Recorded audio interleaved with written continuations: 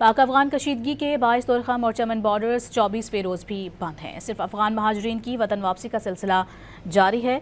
गुज़िश्ता 2 दिनों में 14,500 से ज़ायद अफगान शहरी अपने मुल्क चले गए हैं। तोरखाम बॉर्डर पाक अफगान हालिया कशीदगी के बाइस 11 अक्टूबर से बंद है। तिजारती सरगर्मियों समेत पैदल आमदोरफ्त भी मअतल है। बॉर्डर बंदिश से मुसाफिर और मालबरदार गाड़ियाँ फंसी हुई हैं।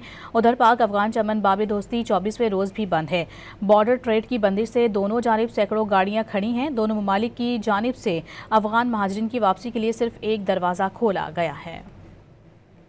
पाक अफगान कशीदगी के बाइस तोरखाम और चमन बॉर्डर्स 24वें रोज़ भी बंद हैं। सिर्फ अफगान महाजरीन की वतन वापसी का सिलसिला जारी है।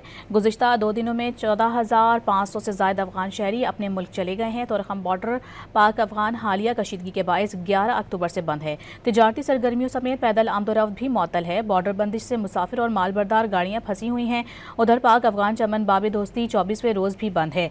बॉर्डर ट्रेड की बंदिश से दोनों जानिब सैकड़ों गाड़ियाँ खड़ी हैं। दोनों ममालिक की जानिब से अफगान महाजरीन की वापसी के लिए सिर्फ एक दरवाज़ा खोला गया है।